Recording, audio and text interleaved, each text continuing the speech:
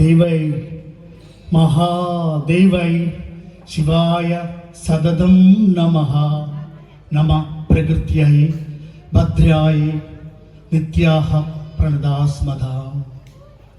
യാ ദേവി സർവഭൂതേഷു വിഷ്ണുരൂപേണ സംസ്ഥിത നമസ്തസ്യേ നമസ്തസ്യേ നമസ്തസ്യേ നമോ നമഃ.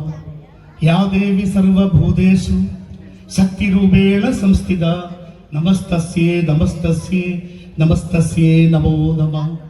യാ ദേവി സർവഭൂതേഷു ലക്ഷ്മിരൂപേണ സംസ്ഥിത നമസ്തസ്യേ നമസ്തസ്യേ നമസ്തസ്യേ നമോ നമഃ. യാ ദേവി സർവഭൂതേഷു മാതൃരൂപേണ സംസ്ഥിത നമസ്തസ്യേ നമസ്തസ്യേ നമസ്തസ്യേ നമോ നമഃ. യാ ദേവി സർവഭൂതേഷു ദയാരൂപേണ സംസ്ഥിത നമസ്തസ്യേ നമസ്തസ്യേ നമസ്തസ്യേ നമോ നമഃ. യാ ദേവി സർവഭൂതേഷു ബുദ്ധിരൂപേണ സംസ്ഥിത നമസ്തസ്യേ നമസ്തസ്യേ നമസ്തസ്യേ നമോ നമഃ. യാ ദേവി സർവഭൂതേഷു ശാന്തിരൂപേണ സംസ്ഥിത നമസ്തസ്യേ നമസ്തസ്യേ നമസ്തസ്യേ നമോ നമഃ. സരസ്വതീ നമസ്തുഭ്യം വരദേ കാമരൂപിണി വിദ്യാരംഭം കരിഷ്യാമി സിദ്ധുർഭവതു മേ സദാ. ആദ്യമായി എളമ്പിലാട് ശ്രീ കുന്നോത്ത് ഭഗവതി ദേവിയുടെ ദിവ്യപാദത്തിൽ നമസ്കരിച്ചുകൊള്ളട്ടെ. അതുപോലെ എളമ്പിലാടിന്റെ മണ്ണിൽ, എളമ്പിലാടിന്റെയും പരിസര പ്രദേശങ്ങളുടെയും മണ്ണിൽ ദിവ്യ ചൈതന്യം ചൊരിയുന്ന എല്ലാ ദേവീ ദേവന്മാരെയും നമസ്കരിച്ചു കൊള്ളട്ടെ. പ്രിയ ഭക്തജനങ്ങളെ, അതുപോലെ ദിവംഗതരായ എൻ്റെ ഗുരുനാഥൻ കുന്നോത്ത് നാരായണ മാസ്റ്ററെ അനുസ്മരിച്ചു കൊള്ളട്ടെ. എളമ്പിലാട് LP സ്കൂളിൽ മാതൃതുല്യായ പാർവതി ടീച്ചറെ അനുസ്മരിച്ചു കൊള്ളട്ടെ. പൊയിൽ ബാലം മാഷെ അനുസ്മരിച്ചു കൊള്ളട്ടെ. ആദ്യമായി ആദ്യാക്ഷരം കുറിച്ച് തന്ന ബൊമ്പേരി വീട്ടിൽ ലീല ടീച്ചറുടെ കാൽക്കൽ നമസ്കരിച്ചു കൊള്ളട്ടെ. കണക്കിന്റെ ബാലപാഠങ്ങൾ എനിക്ക് പഠിപ്പിച്ചു വന്ന വസന്ത ടീച്ചറെ നമസ്കരിച്ചു കൊള്ളട്ടെ. സഹോദര തുല്യരായ എല്ലാവരുടെയും കാൽക്കൽ നമസ്കരിച്ചു കൊള്ളട്ടെ. പ്രിയ ഭക്തജനങ്ങളെ, എല്ലാവരുടെയും എൻ്റെ വാക്കുകളും എൻ്റെ ഹൃദയവും കുന്നോത്ത് ഭഗവതി ദേവിയുടെ പാദത്തിൽ സമർപ്പിച്ചുകൊണ്ട് നമുക്ക് തുടങ്ങാം.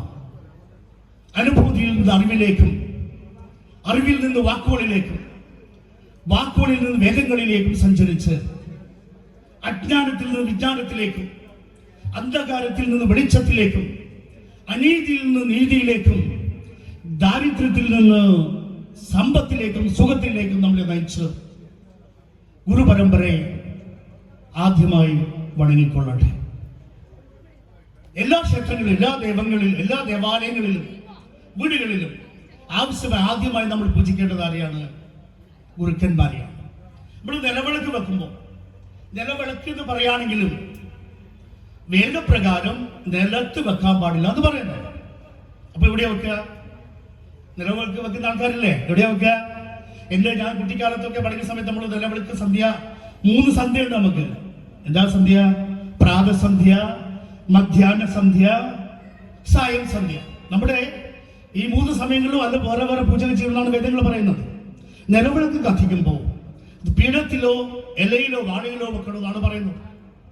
നിലവിളക്കിന്റെ ഇടതുഭാഗം ഗുരുവും വലതുഭാഗം ഗണപതിയും എന്ന് പറയുന്നത്. നമ്മള് തത്പുരുഷായ വിദ്മഹേ വക്രതുണ്ടാധിമഹേ തന്നോ ദന്തി പ്രചോദയാതെന്ന് ഗണേശനോട് പറയുമ്പോൾ നമുക്ക് ഗുരു ബ്രഹ്മ, ഗുരു വിഷ്ണു, ഗുരുദേവോ മഹേശ്വര, ഗുരു സാക്ഷാത് പരബ്രഹ്മ തസ്മൈ ഗുരുവേ നമഃ എന്ന് പ്രാർത്ഥിക്കാം. ഹരേ രാമ രാമ രാമ ഹരേ ഹരേ, ഹരേ കൃഷ്ണ കൃഷ്ണ കൃഷ്ണ എന്ന് ഞാനൊക്കെ കുട്ടിക്കാലത്ത് പഠിച്ചുകൊണ്ട് ചൊല്ലിക്കൊണ്ടിരുന്നു. അപ്പൊ നിലവിളക്ക് എന്ന കൺസെപ്റ്റ് നമ്മുടെ നിലവിളക്കിന്റെ അടിഭാഗം ബ്രഹ്മാവിനെയും തണ്ട് മഹാവിഷ്ണുവിനെയും മുകൾ ഭാഗം നമ്മുടെ പരമശിവനെയും സൂചിപ്പിക്കും. അതുപോലെ നമ്മൾ തിരി വെക്കുമ്പോൾ തിരിക്ക് ഓരോ കണക്കുണ്ട്. ആ തിരി കത്തിക്കുന്നതിന് ഓരോ രീതിയുണ്ട്, നമുക്ക് എല്ലാവർക്കും അറിയാം. എങ്കിലും വേദങ്ങൾ പറയുന്ന പ്രകാരം നമ്മൾ ഒരു തിരി, ഏകതിരി ദാരിദ്ര്യത്തെ സൂചിപ്പിക്കുന്നു എന്ന് പറയുന്നു. രണ്ട് തിരി സമ്പത്ത്. രണ്ട് തിരി ഇങ്ങനെ കത്തിക്കുക. നമ്മൾ രണ്ട് തിരി കത്തിക്കുമ്പോൾ ഒന്ന് ആദ്യത്തേത് കിഴക്ക് ഭാഗത്തേക്ക്, രണ്ടാമത്തേത് നമ്മൾ വിളക്ക് കത്തിക്കുന്ന ആൾക്കാരല്ലേ ഇവിടെ. നിങ്ങൾ പറയുമ്പോൾ എനിക്കൊന്നും കൂടെ എനർജി കിട്ടും, ഊർജം കിട്ടും. പടിഞ്ഞാറ് ഭാഗം. അപ്പൊ ഈ രണ്ട് നമ്മള് കിഴക്ക് ഭാഗത്തേക്കും പടിഞ്ഞാറ് ഭാഗത്തേക്കും നമ്മള് തിരി കത്തിക്കുമ്പോൾ ഉണ്ടല്ലോ, അത് ശരിക്ക് കൂപ്പുകയാണ്. നമസ്തേ നമസ്തേ നമ്മൾ വന്നിക്കുമ്പോൾ ശരിക്ക് നമഃ തേ എന്നാണ് പറയുന്നത്. നിങ്ങളെ ഞാൻ വന്ദിക്കുന്നു. അതാണ് കിഴക്ക് പടിഞ്ഞാറ്. നിങ്ങളെ ഞാൻ വന്ദിക്കുന്നു പറയുമ്പോൾ എന്താണ്? നമ്മൾ നമസ്തേ പറയുമ്പോഴും എന്റെ ഉള്ളിലെ ജീവാത്മാവ് നിങ്ങളുടെ ഉള്ളിലെ ജീവാത്മാവിനെ വന്ദിക്കുന്നു. എല്ലാ മനുഷ്യരിലും പരമാത്മാവുണ്ട്, ദൈവചൈതന്യമുണ്ട്. ആ എന്നിലെ ദൈവചൈതന്യം നിങ്ങളിലെ ദൈവചൈതന്യത്തെ നിൽക്കുന്നു എന്ന് പറയുന്നു. അപ്പൊ തിരി കത്തിക്കുമ്പം ഒരു തിരി ഞാൻ പറഞ്ഞു ദുഃഖം, രണ്ട് തിരി സമ്പത്ത്, മൂന്ന് തിരി ദുരിതം, നാലാമത്തെ തിരി ദുഃഖം, അഞ്ച് തിരി നമ്മൾ പറയുന്നത് ഭദ്രദീപമാണ്. ഈ അഞ്ച് തിരി കത്തിക്കുക എങ്ങനെയാണ്? ആദ്യം കിഴക്ക്, പിന്നെ തെക്ക്, പിന്നെ പടിഞ്ഞാറ്, പിന്നെ വടക്ക്, പിന്നെ വടക്ക്. ഇതാണ് വേദങ്ങൾ പറയുന്ന രീതി. അതുപോലെ നമ്മുടെ വിളക്ക് തിരി കത്തിക്കുമ്പോൾ ആ നാളാസാണ്, അത് മഹാലക്ഷ്മിയെ സൂചിപ്പിക്കുന്നു. ആ തിരിയുടെ പ്രകാശം സരസ്വതി ദേവിയെ സൂചിപ്പിക്കുന്നു. അതിന്റെ ചൂട്, ആ തിരിയുടെ ചൂട്, വിളക്ക് കത്തിക്കുള്ള ചൂട് നമ്മുടെ പാർവതി ദേവിയെ സൂചിപ്പിക്കുന്നു. അപ്പോ നമ്മള് ആദ്യമായിട്ട് ആരെയാണ് വണങ്ങേണ്ടത്? ഗുരുവിനെ. വേദങ്ങൾ പറയുന്നു ദേവോരുഷ്ടേ ഗുരുസ്ത്രാധ ഗുരുരുഷ്ടേന കർശന. ദേവം മോനെ കോപിച്ചാൽ ഗുരു പറയും, എല്ലാ സ്ഥലങ്ങളിലും ഗുരുസ്ഥാനം ഉണ്ടായിരിക്കും. ഗുരു പറയും ചെക്കനല്ലേ, ഒഴിവാക്കിയേക്ക്, പ്രാവശ്യം ക്ഷമിച്ചേക്ക്. പക്ഷെ ഗുരു കോപിച്ചാൽ, അതാണ് പറയുന്നത് ഗുരുരുഷ്ടേ ന കർശന. ഗുരു കോപിക്കാൻ പാടില്ല. അത് നമ്മുടെ കുടുംബക്ഷേത്രത്തിലായാലും എവിടെയായാലും. അതുകൊണ്ടാണ് നമ്മൾ പറയുന്നത് ഗുരോരനുഗ്രഹേ നൈവപുമാൻ സർവപ്രശാന്തേ. ഗുരുവിന്റെ അനുഗ്രഹം വേണം. അതാണ് യഥാർത്ഥത്തിലുള്ള വിജയത്തിന് കാരണം. പക്ഷേ കുട്ടികളില്ല ഇവിടെ. കുട്ടികളോട് പറയുകയാണ്, നമ്മുടെ നിത്യജീവിതത്തിൽ നമ്മൾ ഏറ്റവും കൂടുതൽ ആദരിക്കേണ്ടത്, ഏറ്റവും കൂടുതൽ ബഹുമാനിക്കേണ്ടത്, ഏറ്റവും കൂടുതൽ പൂജിക്കേണ്ടത് അറിയാം. വേദങ്ങൾ പറയുന്നു പിന്നെയും മാതൃദേവോ ഭവ, പിതൃദേവോ ഭവ, ആചാര്യ ദേവോ ഭവ, പിന്നെ നമ്മൾ വീട്ടിൽ വരുന്ന അതിഥി ദേവോ ഭവ. അമ്മ, അമ്മ എന്ന വാക്ക്, അത് നമ്മുടെ ഇന്നത്തെ യുവതലമുറയുടെ ഏറ്റവും വലിയ പ്രശ്നം. ആ അമ്മയെ ആദരിക്കാത്തതാണ്, അമ്മയെ ബഹുമാനിക്കാത്തതാണ്. ഒരു പരിധിവരെ അമ്മ എന്ന ശബ്ദം തന്നെ അത് മാതൃത്വത്തിന്റെ ശബ്ദമാണ്. നമ്മളൊക്കെ വിദ്യാലയങ്ങളിലും കലാലയങ്ങളിലും പഠിക്കുന്നതിന് മുമ്പേ നമ്മൾ കളിച്ച, നമ്മൾ പഠിച്ച നമ്മുടെ യൂണിവേഴ്സിറ്റിയാണ് അമ്മയുടെ മടിത്തട്ട്. ആകാശത്തെ നോക്കിയും പ്രപഞ്ചത്തെ നോക്കിയും കളിക്കുകയും ചിരിക്കുകയെല്ലാം ചെയ്തിരിക്കുന്ന ഒരു ആ മടിത്തട്ട് യൂണിവേഴ്സിറ്റിയാണ്, വിദ്യാലയമല്ല, അത് കലാലയമല്ല. അപ്പൊ നമ്മൾ ആദ്യം അറിയിക്കണം, അമ്മയെ പൂജിക്കണം, അമ്മയെ ആദരിക്കണം. അതിനുശേഷം അച്ഛൻ എന്ന് പറയുന്നത് വിയർപ്പിന്റെ പ്രതീകമാണ്. അതിനുശേഷം വരുന്ന ഗുരുവാണ്. പിന്നെ നമ്മുടെ വീട്ടിൽ ആര് വരുന്നു ആ അതിഥി ദൈവം, അതാണ് നമ്മുടെ സംസ്കാരം, അതാണ് നമ്മുടെ പൈതൃകം. അപ്പൊ അമ്മ, എല്ലാ മതഗ്രന്ഥങ്ങളും പറയുന്നു, നമ്മുടെ ഖുർആൻ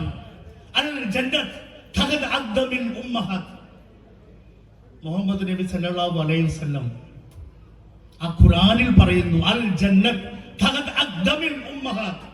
മാതാവിന്റെ കാൽക്കീഴിലാണ് സ്വർഗം. മാതാവിന്റെ കാലിനടിയുമ്പോ സ്വർഗം കാണോ? ഇല്ല. അപ്പൊ എന്താ ചെയ്യേണ്ടത്? മാതാവിനെ ശുശ്രൂഷിക്കണം. അമ്മയെ ചവിട്ടി പുറത്താക്കുന്ന ഒരൊറ്റ മകന്റെ കാലം മുന്നോട്ടുള്ള ജീവിതത്തിലേക്ക് നന്നാവില്ല. നമുക്കറിയാം, കേരളത്തിൽ ജനിച്ച് ഇന്ത്യ മുഴുവൻ സഞ്ചരിച്ച് ഇന്ത്യയുടെ 4 ദിക്കിലും 4 മഠങ്ങൾ സ്ഥാപിച്ച ഒരു ആചാര്യന് നമുക്ക് ആർക്കെങ്കിലും പേര് പറയാവോ? അദ്വൈതാചാര്യൻ. അദ്വൈത എന്ന് പറഞ്ഞാൽ രണ്ടാമതൊന്നില്ല, നോ ഓപ്ഷൻ. പറയാവോ? കാലടിയിൽ ജനിച്ച് അദ്വൈത ആചാര്യൻ ശങ്കരാചാര്യൻ. എന്റെ പ്രിയപ്പെട്ട അധ്യാപകൻ ഫറൂഖ് കോളേജിലെ മുഹമ്മദ് അബ്ദുൾ സമദ് സമദാനി സാർ, ഇപ്പൊ MP ആണ്. എപ്പോഴും അമ്മയെ കുറിച്ച് പറയുമ്പോൾ പറയുന്ന കുറച്ച് വാക്കുണ്ട് ശങ്കരാചാര്യയുടെ.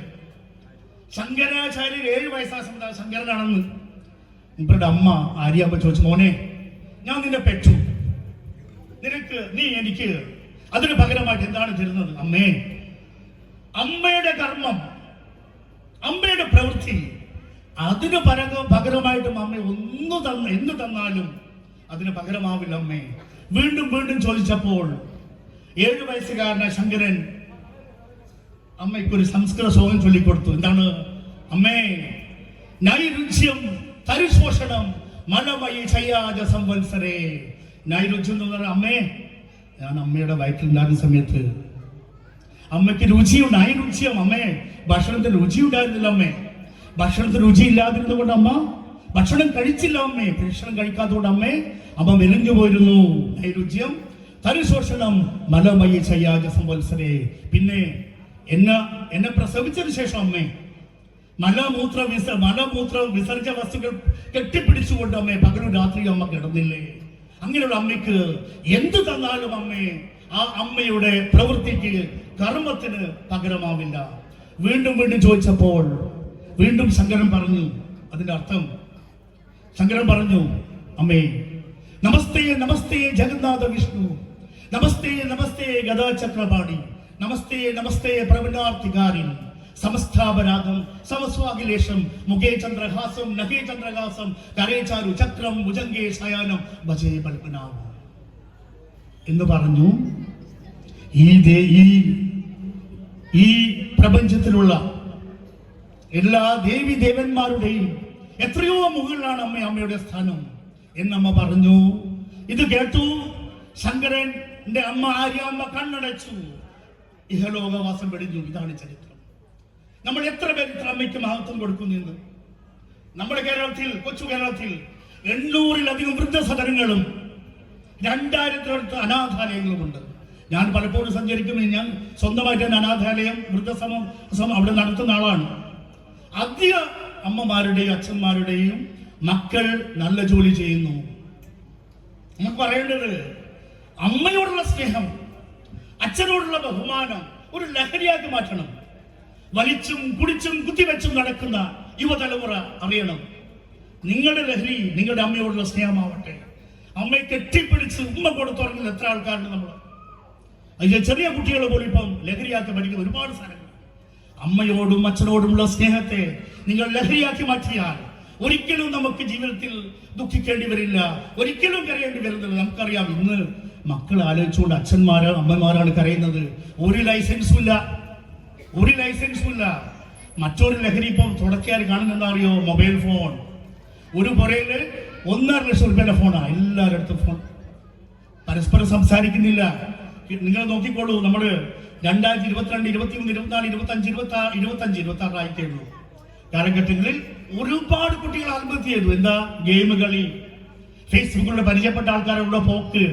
അവിടെ ചെന്ന് നോക്കുമ്പോൾ വെച്ചിരിക്കുന്ന സ്കോർപ്പിയോ വേറെ ആളോ വണ്ടിയാ. നോക്കുമ്പോൾ വളരെ കഷ്ടപ്പാടാണ്. എത്രയോ അനുഭവം നമ്മുടെ. പക്ഷേ നമ്മുടെ അമ്മയെ സുഹൃത്തായി കണ്ടാൽ, അച്ഛനെ സുഹൃത്തായി കണ്ടാൽ നമുക്ക് ഒരിക്കലും അങ്ങനെ ദുഃഖിക്കേണ്ടി വരില്ല നമുക്ക്. അതുകൊണ്ട് യുവതലമുറയോട് പറയുകയാണ്, മൊബൈൽ ഫോൺ ഒരു അഡിക്ഷൻ ആക്കി മാറ്റാം. നമ്മളിപ്പോ ഒരുപാട് സുഖേട് വരുന്നുണ്ടായിരുന്നു. സൂഡോ ബൾബാർ പാൽസി എന്നൊരു അസുഖമുണ്ട്, എന്നറിയാം. ചിരിക്കേണ്ട സമയത്ത് കരയേണ്ട സമയത്ത് ചിരിക്കുക. അതിന് അസുഖമാണ് സൂഡോ ബൾബാർ പാൽസി. ഇപ്പൊ ശാസ്ത്രം പറയുന്നത് ഒരു പക്ഷേ മൊബൈൽ ഫോണിന്റെ അഡിക്ഷൻ കൊണ്ടാവാം. നമ്മൾ ആലോചിച്ച് നോക്ക്, ഒരാള് മരിച്ചു കിടക്കുന്ന വീട്ടിൽ ചെന്ന് നമ്മൾ ചിരിച്ചു അല്ല, എന്താ അവസ്ഥ? ആ ചിരി നിർത്താൻ പറ്റാത്ത ചിരിയാണ്. അത് ഇതിന്റെ മുന്നേ ഉണ്ടായിരുന്നു നമ്മുടെ എന്താ അറിയോ? എന്താ ലഹരി? ഇതിന് മുന്നേയുള്ള ലഹരിയാണ് TV സീരിയൽ. അത് കുറെ മുന്നേ, ഇപ്പോഴും ഉണ്ടോന്ന് അറിയില്ല. നമ്മള് ഏതെങ്കിലും പുരയപ്പ് ചെന്ന് കഴിഞ്ഞാൽ പെട്ടെന്ന് ഇറങ്ങി പോകും പെണ്ണുങ്ങൾ. എന്താ? 7 മണിക്ക് കുങ്കുമപ്പൂ ഉണ്ടാവും, അല്ലെങ്കിൽ അർച്ചന ചേച്ചി LLB ഉണ്ടാവും. അപ്പൊ അതാണ് ആ സമയത്തുള്ളേ, അതാണ് നിങ്ങളെ മക്കൾക്ക് കാണിച്ചു കൊടുത്തത്.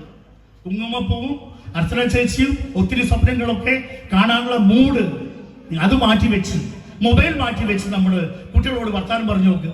സ്കൂളിൽ വന്നിട്ട് മോനെ ഇന്നെന്തെല്ലാം പഠിപ്പിച്ച്, എന്തെല്ലാം സ്ഥിതി. ഒരു സ്വകാര്യ കാര്യങ്ങളോട് അമ്മയോടും അച്ഛനോടും തുറന്നു പറയുന്ന ഒരു അവസ്ഥ ഉണ്ടായിക്കഴിഞ്ഞാൽ ഒരു തരത്തിലും നമുക്ക് അങ്ങനെ ദുഃഖിക്കേണ്ടി വരില്ല, ഒരിക്കലും ദുഃഖിക്കേണ്ടി വരില്ല. അങ്ങനെ ലക്ഷ്യബോധമില്ലാതെ കുടിച്ചും മദ്യപാനത്തിൽ നിന്ന് നല്ലൊരു ബിസിനസ്സാണ് മദ്യപാനം ഇടുന്നറിയോ? സത്യസന്ധമായ ബിസിനസ്. എന്തുകൊണ്ടാ? അതിന്റെ മുകളിൽ എഴുതി വെച്ചിട്ടുണ്ട്, ഇത് നിങ്ങൾ ക്യാൻസർ വരുവേ, അത് നോക്കിക്കാണ്ട് വലിക്കുന്നത്. ഇത് കുടിച്ചാൽ നിങ്ങൾ പോവേ, അത് അറിഞ്ഞുകൊണ്ടാണ് നമ്മൾ കുടിക്കുന്നത്. നമ്മുടെ ജീവിതം മദ്യത്തിൽ മുങ്ങിപ്പോകാതെ പുകമറിയലാവാതെ നോക്കാൻ ശ്രമിക്കണം. അങ്ങനെ ലക്ഷ്യമോദമില്ലാതെ ജീവിക്കുന്ന യുവതലമുറയോട് നമ്മുടെ വേദാന്താചാര്യൻ സ്വാമി വിവേകാനന്ദൻ പറഞ്ഞു, ഉത്തിഷ്ഠത ജാഗ്രത പ്രാപ്യ വരാൻ നിബോധത ശുരസ്യ ധാരാ നിശിതാ ദുരത്തയ ദുർഗം പദസ്ഥ കവയോ വദന്തി.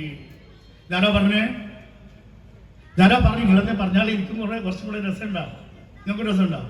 ഇതാരാ പറഞ്ഞേ? ഇത് എവിടെ നിന്ന് എടുത്തതാ? ഇത് എവിടെ നിന്ന് എടുത്താണ്? ആരെങ്കിലും പറ, എവിടെ നിന്ന് എടുത്ത? ഇതാരോ പറഞ്ഞ? വിവേകാനന്ദൻ പറഞ്ഞല്ല. നമ്മുടെ എല്ലാ വേദികളും കേൾക്കുന്നത് വിവേകാനന്ദൻ പറഞ്ഞുകൊണ്ടാണ്. വിവേകാനന്ദനെ ഉദ്ധരിച്ചാണ് അവിടെ കഠോപനിഷത്തില് ഒരു നജികേസ് എന്ന് പറയുന്ന ഒരു ചെക്കനുണ്ട്, ബാലൻ. അവനും കാലനും തമ്മിലുള്ള സംവാദമാണ് ഉത്തിഷ്ഠത ജാഗ്രത പ്രാപ്യ വരാൻ നിബോധിത ശുരസ്യ ധാരാ നിശിതാ ദുരത്തയ ദുർഗം പദസ്ഥ കവയോ വദന്തി. ഈ കഠോപനിഷത്തില് ഈ നജികേതസിന്റെ അച്ഛൻ മോക്ഷം കിട്ടാൻ വേണ്ടി എല്ലാം ദാനം കൊടുക്കുക. അപ്പോ ഈ നജികേതസ് ഇവരോട് ചോദിച്ചു, അച്ഛനോട് ചോദിച്ചു, അച്ഛാ ഞാൻ അച്ഛൻ്റെ അല്ലേ, എന്നെയും കൊടുത്തേക്ക്. വെറുപ്പ് പിടിച്ച് ആ അച്ഛൻ പറയാണ്, സവ ശ്രേയസ് എന്നാണ് പേര്, വാജശ്രേയസ് പറഞ്ഞു, ഇനി ഞാൻ കാലൻ്റെ അടുത്ത് വിടുക എന്ന് പറഞ്ഞു. അങ്ങനെ അയാൾ കാലൻ്റെ അടുത്ത് എത്തുകയാണ്. കാലൻ്റെ അടുത്ത് എത്തുമ്പോൾ കാലൻ അവിടെ ഇല്ല, ഇവരുടെ പോയാ 3 ദിവസം വെയിറ്റ് നിന്ന് വേസപ്പും ദാഹുവിനെ സഹിച്ചുകൊണ്ട് അവിടെ നിന്നു. അപ്പൊ 3-ാമത്തെ ദിവസം കാലം വന്നു, ഇവരെ കണ്ടു. കാലൻ ഇങ്ങനെ കണ്ടിട്ട് ആദ്യം വെള്ളമൊക്കെ കൊടുക്കാൻ പറഞ്ഞു. അപ്പൊ ഇവര് ചോദിക്കുകയാണ്, എൻ്റെ അച്ഛൻ പറയുന്നത് എല്ലാം ഇങ്ങനെ ദാനം ചെയ്യണം, അതുകൊണ്ട് പാവമോഷം കിട്ടുമോ യമരാജാവേ?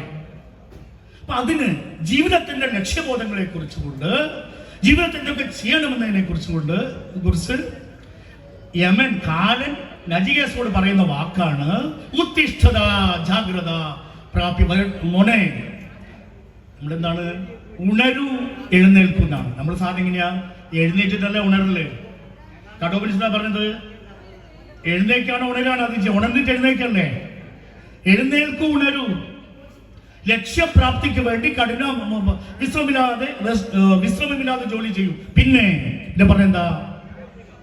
ദുരസ്യ ധാരാ നിശിതാ ദുരത്ത് എന്ന് പറഞ്ഞാൽ ജീവിതം എന്ന് പറയുന്ന യാത്ര വളരെ കഠിനമാണ്, കല്ലും മുള്ളും ഒക്കെ നിറഞ്ഞാണ്. അതിനെ മറികടക്കാൻ എന്ത് ചെയ്യണം? നിനക്ക് കാര്യപ്രാപ്തിയുള്ള ഒരു ഗുരു വേണം. ആ ഗുരുവിനെ കൊണ്ട് നോക്കിക്കൊണ്ട് എന്ത് ചെയ്യണം? നമുക്ക് ആ ഗുരുവിനെ നമസ്കരിച്ചുകൊണ്ട് ഗുരു പറയുന്ന വഴിയിലൂടെ നമുക്ക് നടക്കണം. എങ്കിൽ മോനെ നിനക്ക് മോക്ഷവും കിട്ടും, ലക്ഷ്യപ്രാപ്തി ഉണ്ടാവും. അതാണ് ഉത്തിഷ്ഠത ജാഗ്രത. ഒരർത്ഥത്തിൽ പറഞ്ഞാൽ നമ്മുടെ എല്ലാ മതഗ്രന്ഥങ്ങളും അത് തന്നെയാണ് പറയുന്നത്. ഇന്ത്യ, നമ്മുടെ ഭാരതം ഒരൊറ്റ മതത്തെ മാത്രമേ പ്രസവിച്ചിട്ടുള്ളൂ. എന്താണത്? ഹിന്ദുമതം. ആ ഹിന്ദുമതത്തിൽ നിന്നാണ് സിഖ് മതവും ജൈനമതവും ബുദ്ധമതവും ഉണ്ടായിരിക്കുന്നത്. ശ്രീബുദ്ധന്റെ, മഹാവീരന്റെ, ഗുരു ഗോവിന്ദ് സിംഗിന്റെ മതം. അതിനുശേഷം നമ്മുടെ ഇന്ത്യ അവരെ ആ 3 മതത്തെയും കൈനീട്ടി സ്വീകരിച്ചു. വീണ്ടും വന്നു 2 മതം, ക്രിസ്തു മതവും ഇസ്ലാം മതവും. അതിനെയും കൈകൂട്ടി സ്വീകരിച്ചു. കാരണം നമ്മുടെ ഇന്ത്യയുടെ സംസ്കാരം എന്ന് പറയുന്നത് ഉപനിഷത്തിന്റെ സംസ്കാരമാണ്, വേദങ്ങളുടെ സംസ്കാരമാണ്, പുരാണങ്ങളുടെ സംസ്കാരമാണ്, രാമായണത്തിന്റെയും മഹാഭാരത സംസ്കാരം. അതേസമയം ഖുറാനിന്റെയും ബൈബിളിന്റെയും സെന്റ് അവസ്ഥയുടെയും ഗുരു ഗ്രന്ഥ് സാഹിബിന്റെയും സംസ്കാരമാണ്. നമ്മുടെ സംസ്കാരം എന്ന് പറയുന്നത് വസുദൈവ കുടുംബകമാണ്. നമ്മൾ പഴയ പാർലമെന്റ് ഹാളിൽ ചെന്ന് കഴിഞ്ഞാൽ അതിന്റെ വലതുഭാഗത്ത് കാണാം, അയം നിജ പരോവേദി ഗണാനാം ലഘുചേതസാം ഉദാര ചരിതാനാം തു വസുദൈവ കുടുംബകം. ഈ പ്രപഞ്ചത്തിലെ എല്ലാവരും ഒരു കുടുംബത്തിലെ മക്കളാണ്. ഒരു രസകരമായ പരിപാടി എന്താ അറിയോ? നമ്മുടെ ഈ വസുദൈവ കുടുംബകം കൺസെപ്റ്റിലുള്ള ഒരു ദൈവമുണ്ട് നമ്മുടെ അടുത്ത്. ആരാന്നറിയോ? ആരാ? എല്ലാം പരസ്പരം തിന്നുന്ന ആൾക്കാര് ഒരേ കുടുംബം ജീവിക്കുന്ന ഒരു ഭഗവാനുണ്ട്. ആരാന്ന് പറയോ? ആടെ വേറെന്താ പറയോ അല്ലേ? ആരാന്ന് പറയോ? ശിവൻ. ശിവന്റെ കുടുംബത്തിൽ ആരൊക്കെയുള്ളത്? ശിവൻ, പാർവതി, കാർത്തികേയൻ, ഗണപതി. പാർവതിയുടെ വാനെന്താ? കുട്ടികളാരില്ല ഇവിടെ. പാർവതിയുടെ വാനെന്താ? പാർവതിയുടെ വാഹനം എന്താ? പാർവതി ദേവിയുടെ വാഹനം എന്താ?